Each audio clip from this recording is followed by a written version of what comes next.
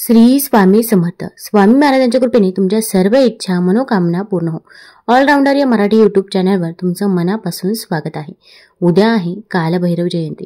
कालभैरव जयंतीच्या दिवशी जर आपण काही उपाय केले, काही सेवा केल्या तर त्या खूप म्हणजे खूप प्रभावी ठरतात. कालभैरव जयंती व्रताच्या दिवशी भगवान शंकरांचे रुद्र रूप असलेल्या कालभैरवाची पूजा केली जाते. असे मानले जाते की बाबा कालभैरवाची पूजा केल्याने सर्व प्रकारचे दुःख दूर होतात. असे मानले जाते की कालभैरवाची पूजा केल्याने मनुष्याला भीतीपासून देखील मुक्ती मिळते.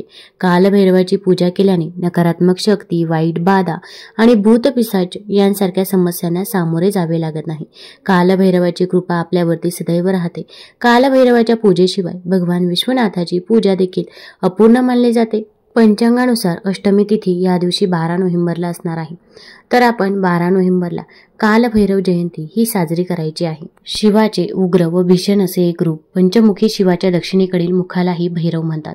तसेच भैरव हा शिवाचा एक प्रमुख गण असल्याचेही मानले जाते.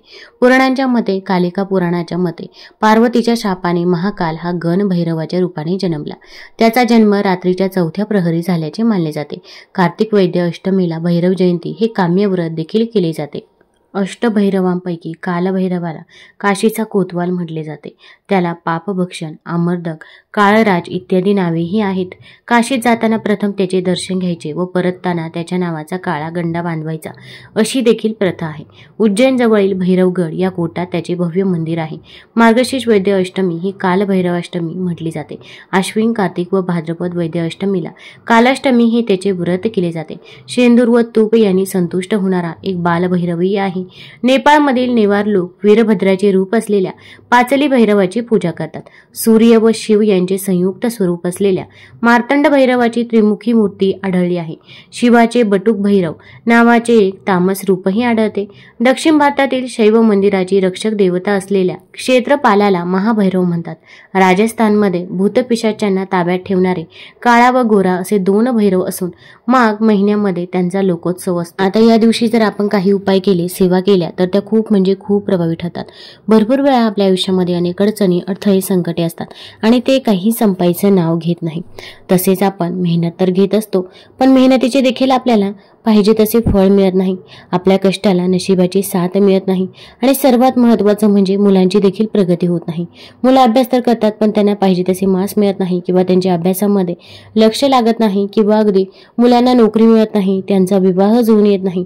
अशा अनेक समस्या आपल्यासमोर असतात. तर या सर्व समस्या दूर होण्यासाठी आणि सर्वात महत्त्वाचं म्हणजे जे काही आपली आर्थिक टंचाई चालू आहे ती दूर होण्यासाठी या दिवशी कोणते उपाय करावे, कोणत्या सेवा कराव्या याच्याबद्दलची माहिती मी आज तुम्हाला या व्हिडिओमधून देणार आहे. तत्पूर्वी तुम्ही ऑलराऊंडर या मराठी यूट्यूब चॅनलवरती नवीन असाल तर चॅनल लाईक करा आणि सबस्क्राईब देखील करा. तसेच शेजारील नोटिफिकेशन बेल देखील प्रेस करा, जेणेकरून मी जेव्हा पण व्हिडिओ बनवेल तर तो व्हिडिओ तुम्हाला सर्वात अगोदर दिसेल. आणि हो, कमेंटमध्ये श्री स्वामी समर्थ किंवा ओम कालभैरवाय नमः किंवा ओम नमः शिवाय लिहायला विसरू नका, जेणेकरून आपल्याला देखील भगवान भोलेनाथांचा कालभैरवांचा आशीर्वाद हा प्राप्त होईल. आणि हा जर व्हिडिओ आवडला तर आपल्या मित्रपरिवारासोबत देखील जरूर शेअर करा. या कालभैरव जयंतीच्या दिवशी आपण सकाळी लवकरच उठायचं आहे. आता आपल्या इथे जवळपास जर कालभैरवाचं मंदिर असेल तर तुम्ही तिथे देखील पूजा करू शकता किंवा घरी देखील पूजा करू शकता. सकाळी उठल्यानंतर आपण आपला उंबरठा हा स्वच्छ करायचा आहे. आपलं घर स्वच्छ करायचं आहे. आपल्या घराच्या बाहेर थोडंसं पाणी शिंपडायचं आहे. पाण्यामध्ये हळद टाकायची आहे आणि असं पाणी घराबाहेर शिंपडावं. यामुळे नकारात्मक ऊर्जा ही आपल्या घराबाहेरच राहते, आपल्या घरामध्ये ती प्रवेश करत नाही. तसेच आता या दिवशी आपल्याला कालभैरवाची पूजा करायची आहे. मग कालभैरवाची पूजा ही सायंकाळी केली जाते.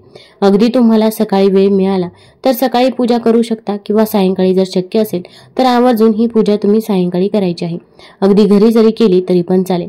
तर आता आपल्याला जिथे पण कालभैरवाचं मंदिर असेल तर तिथं जायचं आहे किंवा घरी तुम्ही भगवान भोलेनाथांचा फोटो असेल, मूर्ती असेल किंवा स्वामी समर्थ महाराजांचा फोटो असेल तर तिथे बस जरी ही पूजा केली तरी पण चालेल. प्रथम आपण देवघरामध्ये एक दिवा प्रज्वलित करायचा आहे. तुम्ही शुद्ध तुपाचा किंवा तिळाच्या तेलाचा, मोहरीच्या तेलाचा दिवा प्रज्वलित करू शकता. आता यानंतर आपण रोज जी काही देवपूजा करतो ती देवपूजा अगोदर करून घ्यायची आहे आणि आपल्याला कालभैरव अष्टक म्हणायचं आहे. आता हे कालभैरव अष्टक आपण 11 वेळा म्हणायचं आहे आणि हे म्हणताना आपण मोठ्याने म्हणावं. यामुळे कालभैरवांचा आशीर्वाद हा आपल्याला प्राप्त होत असतो. व आपल्या घरामध्ये जी काही नकारात्मकता आहे, जी काही येडापिडा आहे ती निघून जात असते असे म्हणतात. या दिवशी भरपूर ठिकाणी चौमुखी दिवा देखील प्रज्वलित केला जातो. यामुळे देखील आपल्या घरामधील येडापिडा ही दूर होते असे म्हणतात. तर आता हा चौमुखी दिवा कसा बनवायचा, तर तुम्ही मातीची पंती घ्यायची आहे किंवा मातीची पंती जर चौमुखी नसेल तर तुम्ही कणकेचा दिवा घेतला तरी पण चालेल. आता आपण कणिक मळत असताना त्यामध्ये आपल्याला मीठ टाकायचं नाही, तर त्या कणकेमध्ये आपल्याला हळद टाकायची आहे. चौमुखी दिवा तयार करायचा आहे. याला 4 वाती या ठेवायच्या आहे. तसेच यामध्ये आपण शुद्ध तूप टाकू शकता किंवा तिळाचं तेल, मोहरीचं तेल टाकलं तरी पण चालेल. आपण एक प्लेट घ्यायची आहे. प्लेटमध्ये अखंड तांदूळ ठेवायचे आहे. तांदळावरती आपण हळदी कुंकू अर्पण करावं. त्यानंतर त्यावरती आपल्याला हा चौमुखी दिवा ठेवायचा आहे. हा दिवा तुम्ही देवघरामध्ये पहिल्यांदा ठेवायचा आहे. हा दिवा प्रज्वलित करायचा आहे. दिव्याला हळदी कुंकू लावायचं आहे, फूल वाहायचं आहे. त्यानंतर आपल्याला थोडेसे काळे तीळ घ्यायचे आहे. काळे तीळ या पूजेमध्ये अत्यंत महत्त्वाचे मानले जातात. तर आपल्याला थोडेसे काळे तीळ घ्यायचे आहे. आता हे काळे तीळ घेतल्यानंतर आपल्याला ओम काल भैरवाय नमः, ओम काल भैरवाय नमः या मंत्राचा जप करत राहायचा आहे. आणि यानंतर हे काळे तीळ आपण त्या दिव्यामध्ये थोडे थोडे करत टाकायचे आहे. आता हे काळे तीळ टाकून झाल्यानंतर आपली जी काही इच्छा आहे, मनोकामना आहे, तर ती तुम्ही भगवान भोलेनाथांना सांगायची आहे. कारण की भगवान भोलेनाथांचं रुद्र रूप हे कालभैरव आहे. मग कठीणातली कठीण कोणतीही इच्छा असो, घरामध्ये पैसा येतो पण तो पैसा स्थिर राहत नाही, किंवा आपण कष्ट करून देखील, मेहनत करून देखील आपल्याला पाहिजे तसे फळ मिळत नाही, मुलांची प्रगती होत नाही, मग मुलं अभ्यास करून त्यांना पाहिजे तसे मार्क्स मिळत नाही, किंवा अभ्यासात त्यांचे लक्ष लागत नाही, मुलं घरामध्ये रागवतात, भांडण करतात, किंवा त्यांना वाईट संगत लागलेली आहे, जे काही आहे तर ते तुम्ही मनापासून आणि श्रद्धेने भगवान भोलेनाथांना सांगायचं आहे. आता तुमची इच्छा मनोकामना सांगून झाल्यानंतर हा दिवा आपल्याला घरामध्ये एका ठिकाणी प्रज्वलित करायचा आहे. आता हा दिवा आपण उत्तर ईशान्य दिशेला ठेवायचा आहे. तुमचं देवघर जर ईशान्य दिशेला असेल तर ईशान्य दिशेलाच देवघरासमोरच हा दिवा आपण प्रज्वलित ठेवला तरी पण चालेल. आता हा दिवा आपण सायंकाळी प्रज्वलित करायचा आहे. मग सायंकाळी 5 किंवा 6 नंतर असा दिवा तुम्ही प्रज्वलित करू शकता. तसेच या दिवशी कालभैरवांना नैवेद्य देखील दाखवला जातो. काही ठिकाणी तर व्रत देखील केलं जातं. आता कालभैरवांना आपण नैवेद्य दाखवताना वांग्याची भाजी, तसेच बाजरीची भाकर, कांद्याची एक फोड आणि त्यासोबत लिंबू असा नैवेद्य आपण दाखवायचा आहे. मग असा नैवेद्य तुम्ही अगदी देवापुढे देखील ठेवू शकता, देवघरामध्ये हा नैवेद्य ठेवू शकता, किंवा जर कालभैरवाचं मंदिर जवळ असेल तर तिथे देखील तुम्ही हा नैवेद्य अर्पण करू शकता. कालभैरवांचा जेव्हा मंदिरामध्ये तुम्ही जाशाल तर तिथे जिलेबी देखील दान केली जाते. तुम्हाला जर शक्य असेल तर आवर्जून या दिवशी तुम्ही 1.25 किलो जिलेबी देखील दान करावी. आपण जर या दिवशी 1.25 किलो जिलेबी दान केली तर आपल्या आयुष्यामध्ये सुख, शांती, समृद्धी येते. आपल्या घरामध्ये जे काही दुःख आहे, दारिद्र्य आहे ते पूर्णपणे दूर होतं अशी मान्यता आहे. आता आपण जो देवघरामध्ये दिवा प्रज्वलित केला आहे तो कमीत कमी रात्री 12 वाजेपर्यंत प्रज्वलित राहील याची काळजी घ्यायची आहे. आणि तेवढ्या वेळ जर शक्य नसेल तर आपण जेव्हा झोपायला जातो त्या अगोदर त्या दिव्यामध्ये तेल टाकायचं आहे.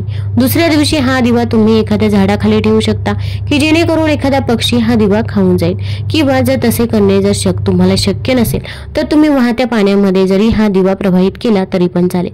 यामुळे आपल्याला कालभैरवांचा आशीर्वाद हा प्राप्त होत असतो व आपल्या घरामध्ये जी काही नकारात्मकता आहे ती नकारात्मकता दूर होत असते. आता हा उपाय कोण करू शकतं, तर घरातील कोणत्याही व्यक्तीने हा उपाय केला तरी पण चालेल. ताई, दादा, आजी, आजोबा, तुमच्या घरातील मुलं देखील हा उपाय करू शकता. फक्त मासिक धर्म असेल किंवा सुतक असेल तर या काळामध्ये आपल्याला हा उपाय करता येणार नाही. वर्षातून फक्त ही एकदा संधी मिळते की जेव्हा आपल्याला कालभैरवांचं रुद्र रूप बघायला मिळते, आणि कालभैरवांनी जर रुद्र रूप घेतलं तर ते संपूर्ण नकारात्मकता दूर करतात अशी मान्यता आहे. तसेच वाईट शक्तींपासून मुक्ती मिळवण्यासाठी कालभैरव जयंतीला कालभैरवांची यथासांग पूजा करावी. आता आपल्या इथे कोणी ना कोणी येत असतं, शेजारी असो किंवा नातेवाईक असो, प्रत्येकालाच आपल्याबद्दल चांगले वाटते असे नाही. मग त्यांच्यामध्ये असणारी नकारात्मकता देखील आपल्यावरती कुठेतरी प्रभाव करते आणि आपल्या घराची, मुलांची, पतीची प्रगती ही कुठेतरी खुंटत असते. ती देखील एक प्रकारची वाईट शक्तीच आहे. ही वाईट शक्ती दूर होण्यासाठी देखील आपण या दिवशी काही उपाय करायचे आहे. या दिवशी कालभैरव मंदिरामध्ये जाऊन काळी उडीद डाळ तसेच काळे तीळ हे आपण तिथे अर्पण करायचं आहे.